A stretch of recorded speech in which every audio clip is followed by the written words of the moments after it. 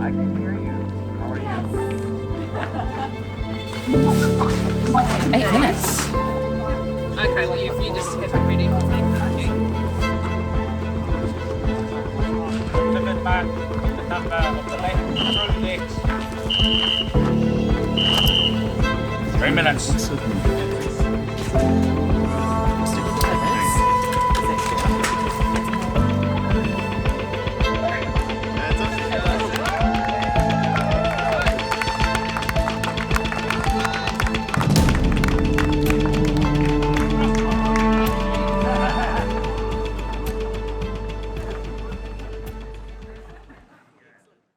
Yeah, so the backyard is a 6.7k loop, and it's on trails, and you've got to do one loop in an hour, which sounds reasonably straightforward, and you know, a fast runner could do it in 30 minutes, 35 minutes.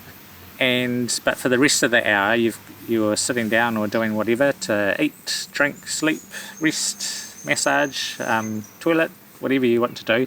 And then on the hour it starts again, so everyone gets up out of their chair. You've got a 3-minute warning, there's a warning whistle, and then 2 minutes, 1 minute, and after that 1 minute everybody has to be at the start line ready to go. Over the bridge, remember that? It's a cool format, I'm looking forward to it, but very different to the solo, because in that scenario, like the fastest person's going, well, I can see they're braking, let's go. Torture. So what's the distance? 5 or 6? No, shorter than that. I've never really believed that I'm a fast runner, or had any confidence of going and doing a super fast miler. But when I was running around Wales, I was always aiming to do 4 miles an hour for the day. That was my goal was, right, just get 4 miles an hour done, and you'll get through Wales. So when I heard about the concept of the backyard, I was like, fab, that's 4 miles an hour, it's my race.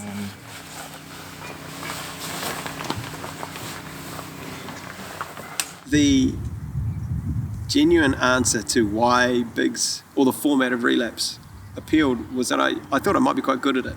I was used to going without sleep for more than one night and figuring out how to get through that. But also the idea that pace was not really an issue. I mean, you've got to have a reasonable, you've still got to be able to run a miler in 24 hours. But so long as you can keep moving, it's not like Northburn or a very mountainous ultra. You'll get around there okay. I've been intrigued by the backyard ultra format for a couple of years. I guess really came into my vision when peripheral, when Courtney Dauwalter came assist or runner up to Johan Steen, and that was the end of 2018. I'd never really heard about it before then, so that was inspiring, and I just thought, that could work for me.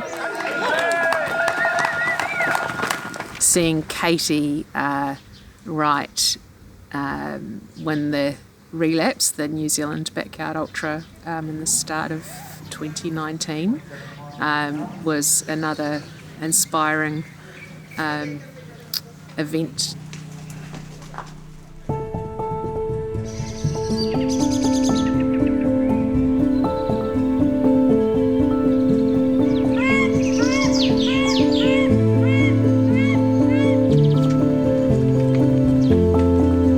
Just one more, buddy. Just one more.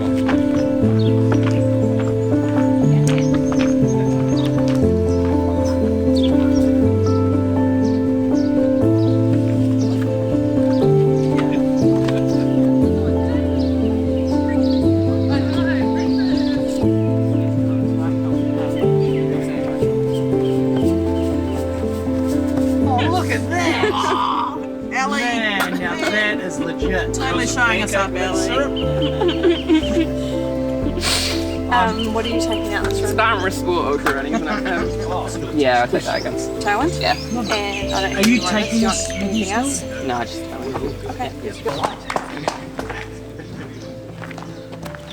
Okay. Kia ora. My wife will be crewing me again. She crewed me last year and she's crewed me for pretty much every race since I got into this nonsense. And she, right now, we're a day before the race, she's right now at home packing up big bins of stuff. She's got spreadsheets and she is so organised. I would forget everything. I'd probably forget my t-shirt if it wasn't for her. She is amazing when it comes to getting organised for these sorts of races. Oh yeah. Thanks, man. Awesome, bro. How long have we got? 10 minutes? My 8-year-old son, so he's going to be here crewing along with my husband, and also got a friend who's come up from Wellington. He was so cute. He said to me the other day, he's got school athletics next Friday. So we're starting running at 1 a.m. on a Sunday, and his school athletics is the following Friday. So what, 6 days later. 5 days later. He said, "Don't worry, Mum, if you're still out there running and it looks like you're going to win, I don't mind if I miss out on school athletics." It was so cute. And socks. So my support crew is Shaun, Shaun Nicholson. He's a local that lives close to me. He supported me on the night sections of my around Auckland circumnavigation, and just super keen. I've been helping him out with his running, and he's been helping out with support duties, and it's sort of a really cool relationship that we've developed.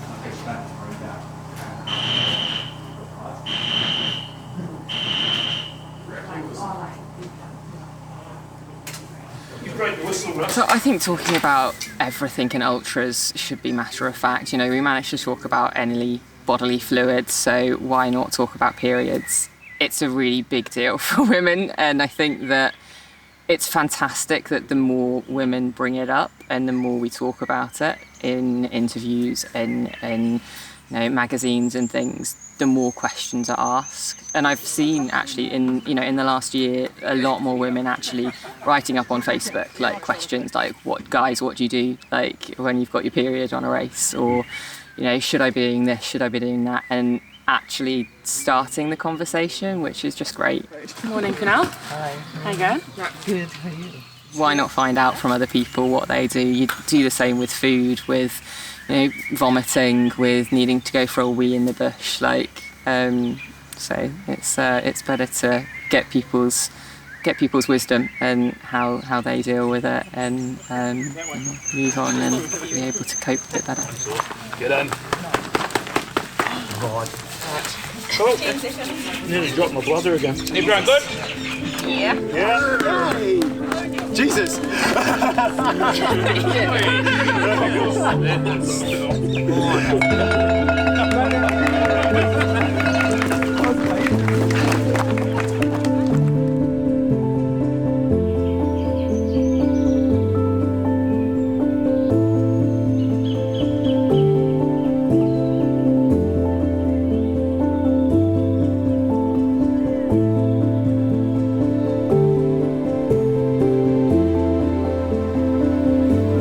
What a beautiful morning. Stunning.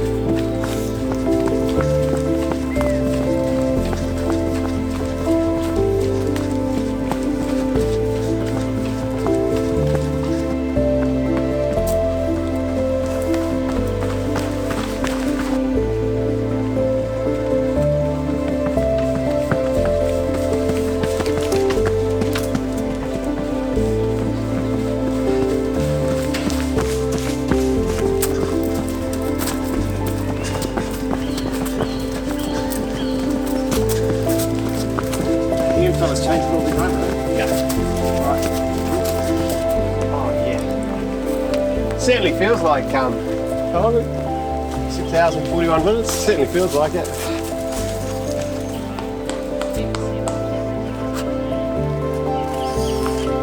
Yeah.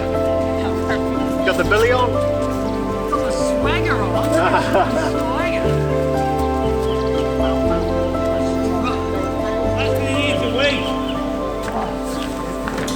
Welcome back, gentlemen. Good. If you could give me this bit of paper I've just set it on, I'll keep it for you tonight. You can burn it. You know, I'm competitive by nature. If I'm competing in an ultra, I'm competing against the men and the women anyway, even if at the end of the day it's not the same podium. I still look at the race results and say, okay, I came 15th overall, and then in my age group or in male female category then. So for me, I don't know if it's necessarily that different, other than that there's just the one winner rather than a whole podium. I think, yeah, it's pretty much the same in my head, because if you're competitive, I want to compete against everyone, not necessarily just the women. No, it just seems natural. I mean, we've always, because I organise the Riverhead Relapse with the crew, and we've always called ours the last person standing. And the thing that wanted me to organise one here in New Zealand was when I was following the one the year before, which was Courtney, and Courtney got second to Johan, but it looked like they were just going to keep going and going and going. So it's always, I guess, been an expectation that the women are going to be up the top there. In the last 2 years, it's been, it's probably more press rather than it hasn't always happened, but women winning races outright all over the place, and it does seem to be the longest stuff. I find it motivating to be in a format where I am competing on equal terms, male and female. I've run 24-hour format a couple of times with the New Zealand team. We went to Taipei for the Asia Oceania Champs at the end of 2018, and then we went at the end of 2019 to Albi in southern France to the World Champs, and we had a mixed team, females and males, and both times, even in that format, the females clocked up for the Kiwis, clocked up the highest number of Ks. So yeah, it's super exciting to be out here and to all be running together and with the same goal in mind, but because of the format where we stop and we rest and rejuvenate and do what we need to for self-preservation and things, we all are on such an even plane. I've already done my fastest lap here of all time this morning. Every race I do, I am consistently thrashed by a good number of women. Do you know what I mean? Be it a 5K or something like a 60K or an 80K, something like that. It is borne out that in this format, gender counts for very little. And some people that might be quite a visceral. Some people might react to that quite viscerally. I say to that, bros, get over yourselves. It's the truth. Gender has no place here. It would be great if there were more women to compete against, and maybe that would change if I know Tarawera has a lot of female competitors, but even so, there's far fewer in the miler event than there are guys. So when there's only a certain number of women to compete against, to keep that competitive nature, you kind of have to compete against the men as well.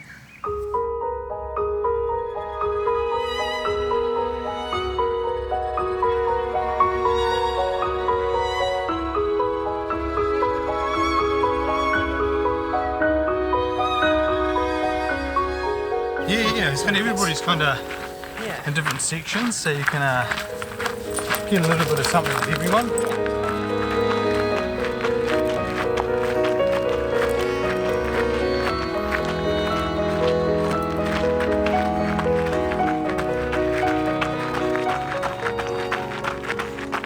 Beautiful way to start the day. It's amazing how much better you feel when the sun comes up. I don't know if it's because you're supposed to be waking up around then. I guess that's probably a lot of it, but also just a bit of warmth to see where you're going. You know, the head torch is just like tunnel vision. And the day course I much prefer. It's more challenging, but it's more interesting. So I'm really happy to be on this version for the next however many hours until everything turns to custard. Here's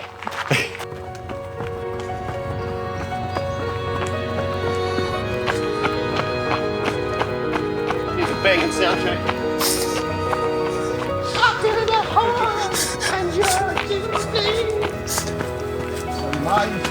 Not bad. Feeling good? Yeah. Feels good.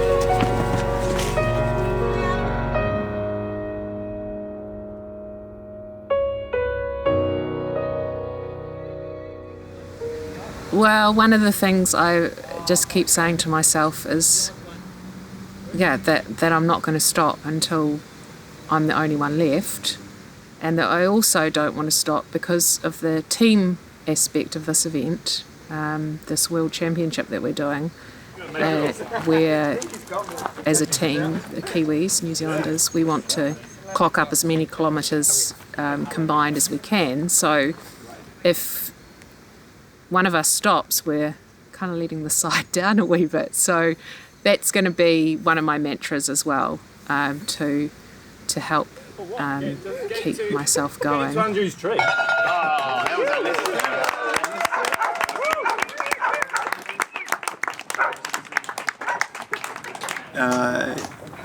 I feel for whoever's going to be the final assist, which is the second to last person who has to drop. As soon as they drop, we have to stop as a country.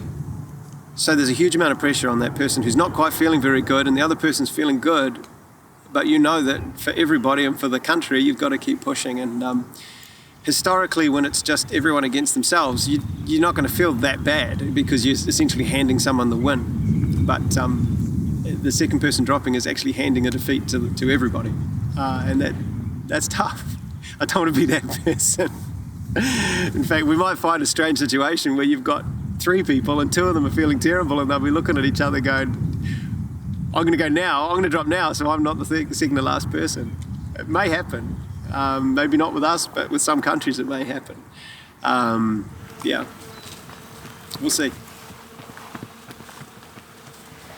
The team element of the race is really something. I think it doesn't change a lot.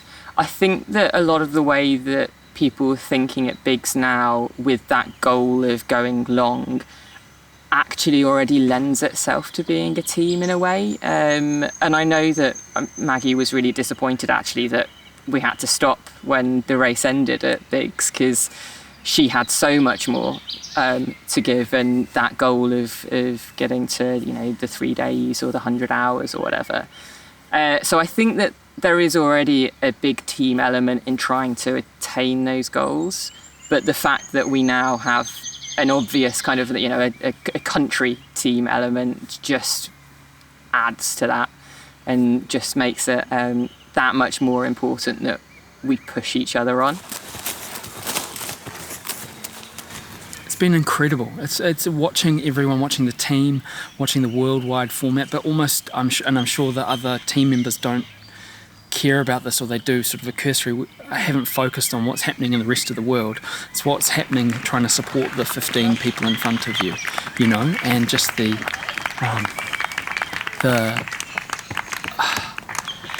spirit that everyone has, and also the fact that everyone's there for the team.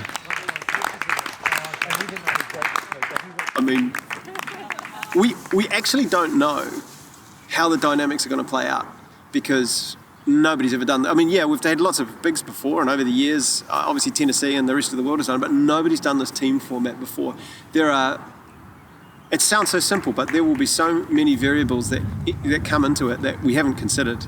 And we're going to, at the end of it, sort of look back and go, that was crazy. That was bonkers. Well, body's feeling great. Everybody support each other. It's awesome.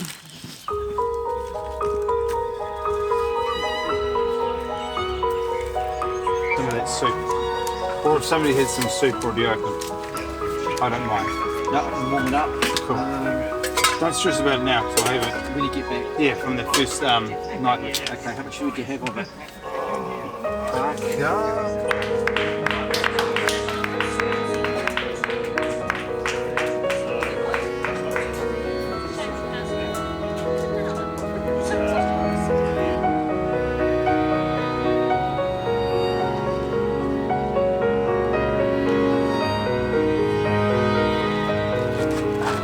I think that last time might be not coming.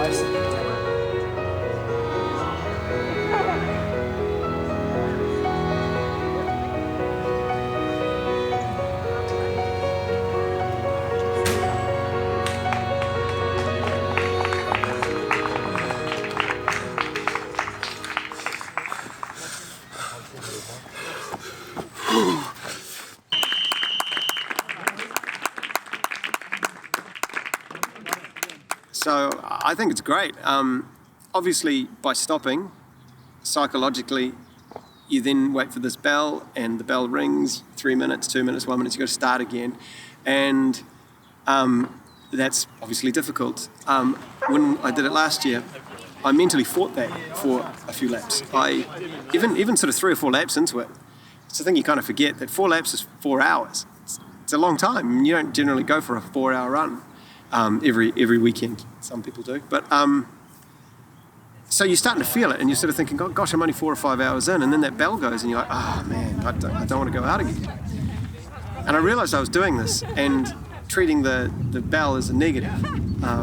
And I said, well, no, when you hear it go, just think, yes, we get to go again in 3 minutes. Even if you're just tricking yourself, keep tricking yourself, tell yourself that you look forward to hearing it go. And as soon as I did that, it was a complete shift. And I found that, okay, it rings once, that's fine. As soon as it went a second time, I got out of the chair every single time. And it meant that I was always ready, and my mindset was always ready for the next lap, and I wasn't thinking negatively, I was thinking positively. And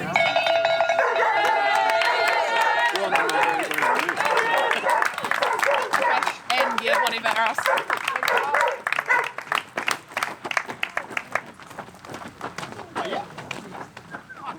I think they're going to be diurnal. I think that's going to be the main change that you're going to see, is that sort of that transition from light to dark is going to be psychologically affecting for some people.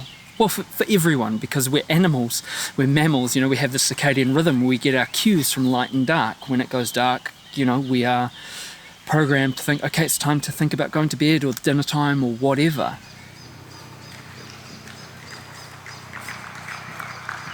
There is no defined end, but I guess I have an idea of, based on results from previous years, I have an idea of how long the race could potentially go for. And I would say that this year, with all these satellite events going on, with the strongest runners from each of the countries, there's a high likelihood of it going on for over 70 hours. I mean, the record so far is 68, so people are talking 100. I mean, yeah, it could go for 100. So I've definitely put in the back of my mind 70 plus. I think the thing that kills it in the end is the sleep, probably. I think people can fuel themselves and keep going at a pace to finish the laps in time, because it doesn't take long to fuel, and And it's a simple, you can make a checklist and say eat, drink, and just keep doing that over and over. You can't do that for a 5 or 10 minute sleep, and so there's only so long that you can keep pushing the body, I think, without having those naps. And I want to be out of here at the 3 whistles. If you look at it, if you strip it back, it's process, right? So if you're putting food in and if you can keep food in, you're okay. If you can attend to the organ that is your skin, you're going to be okay, like hygiene-wise, if you're making sure you're not chafing and attending to any hot spots. And if you don't have a mechanical fall, like fall and break your leg, that's anyone's game. When your calf goes, that's anyone's. I think it's going to be managing distress, managing pain, because they're going to be hurting, and they're hurting now. You're seeing people, they're coming in very cheerfully, and then they're attending to themselves, and they are wincing when they're getting up, they are wincing when they're sitting down. But I think it's going to be that management of distress is going to be the main thing that's going to play on people.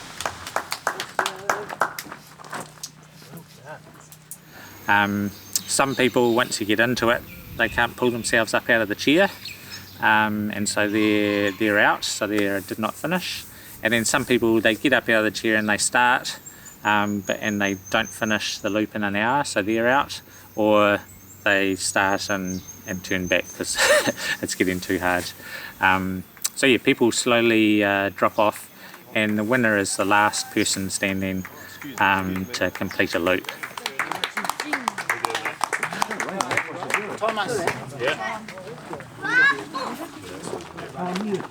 I suppose the difference between the backyard and other ultras there is that it has to get better within a loop. Like you can't have a bad loop and not finish in the hour. You've got to push yourself through the bad patches to at least get to the end of that lap. I'll give you this. I actually quite like the mental challenge of it all. It's actually both. It's a nice balance of mental and physical struggle, and overcoming both of those at the same time. It's not so physically demanding that it's impossible. It's not so mentally demanding that it leaves you just thinking this is the stupidest thing I've ever done. It's a perfect balance of physical and mental demand on you, just to the point where you know that if you stop, it's not because of the course, it's not because of time, it's not because of how hard it is, it's because you gave up. And that's probably what this that's the sick part of the of the race, is Les knows that. He knows he's got the level just right, where you've got no one to blame but yourself.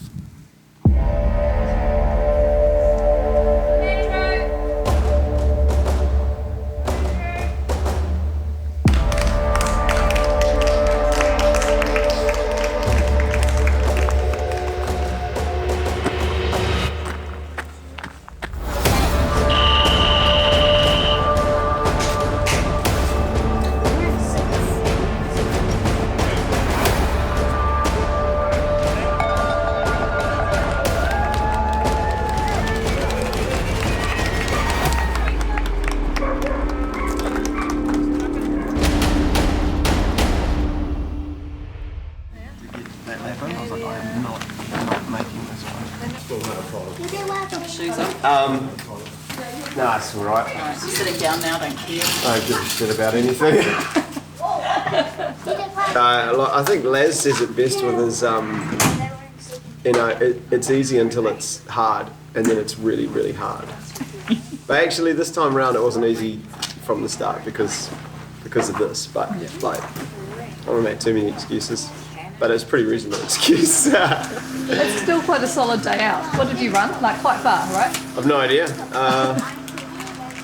That says 131. I don't know. Quite good. I don't know what that means. The thing is, to get the 131, it takes so long because you're stopping all the time, and so you're actually not really thinking about distance. Yeah, it's just true. kind of the next lap, and you're only ever thinking the next lap. Any more than that, it's just overwhelming.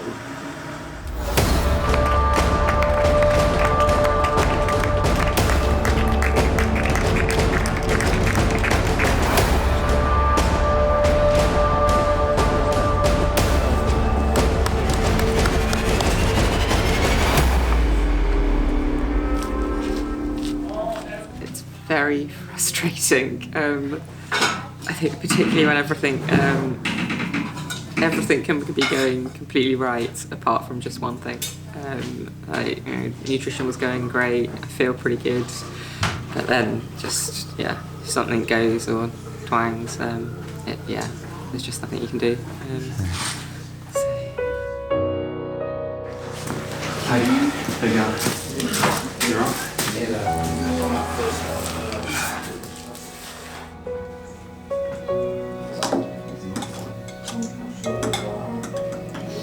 6 laps on the night loop, and only 5 laps in the dark. 1.5 laps in the dark. Hey team.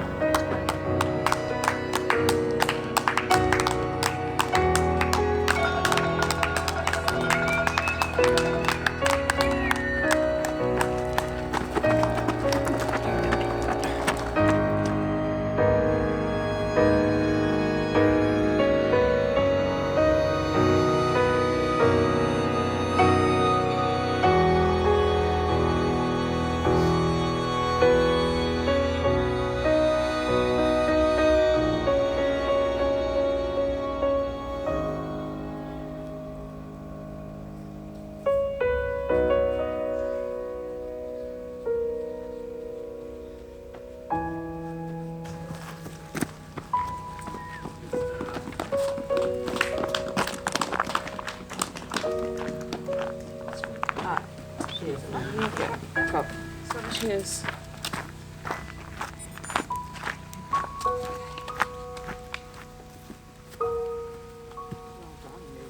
Nice work.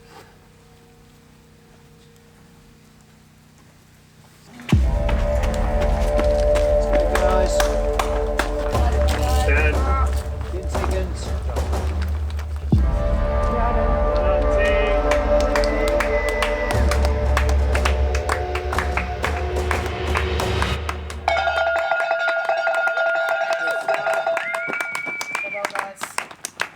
And we're off on lap 26.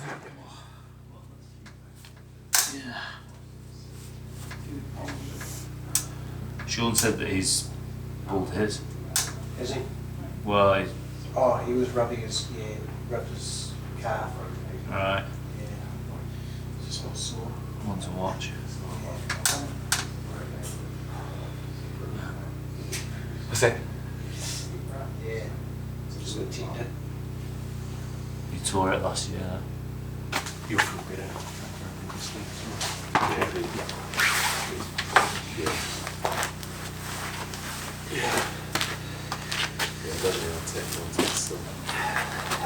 We're still moving along with wind, but it's probably quite clear that it's like the gravel road. It's quite compact. It's quite a hard surface.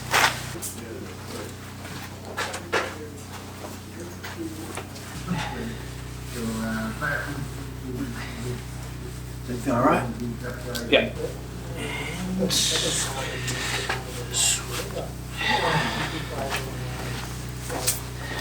Thank you.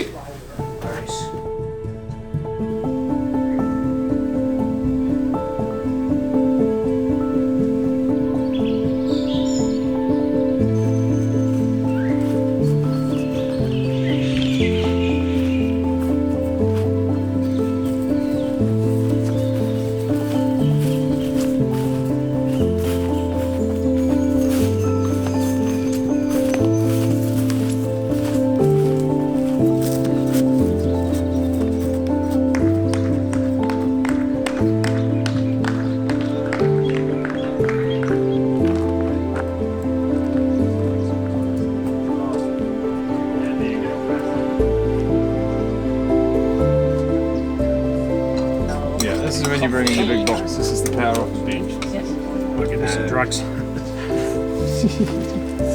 Gaines fishing tackle box. Wow. It's not And it's not very sunny, so that's okay. No perch.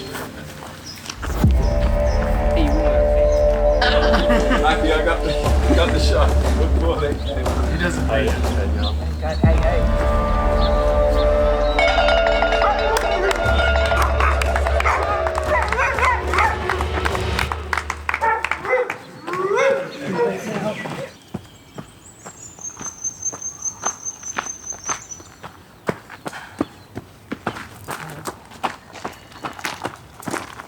Hey.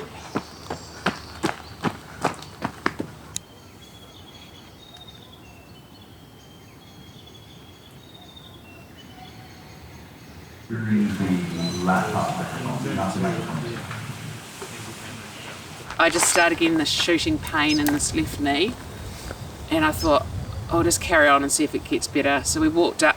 I was with Andy, one of the teammates, and we walked up the Barlow Road to the top, and it was okay. But then trying to come down through the forest again, going up and down and negotiating twig, tree roots and stuff, it was just not happening.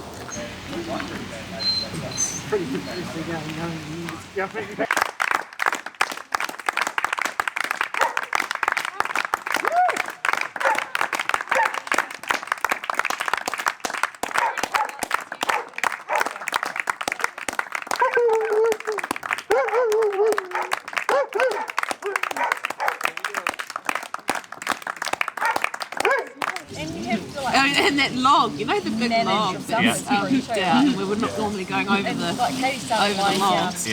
I had to actually just stand on one side of the log with one leg and heave the other leg over. I thought, I hope no one comes along now and sees this. We had everybody in at 100k. We didn't lose a single person until 100 kilometres. 15 out of 15. And that, I'm so impressed by that.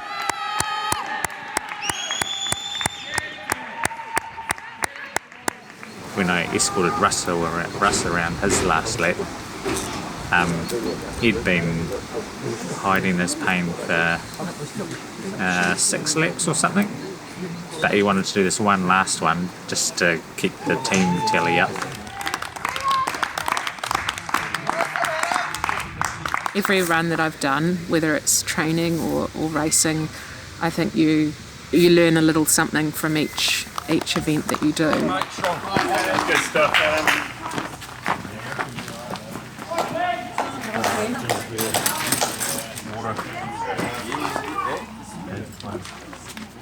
I only just made that last loop, and at the halfway mark on the 20th loop, I was miles behind halfway, and you just bury yourself to get to the finish line so that you can get that extra lap for the team.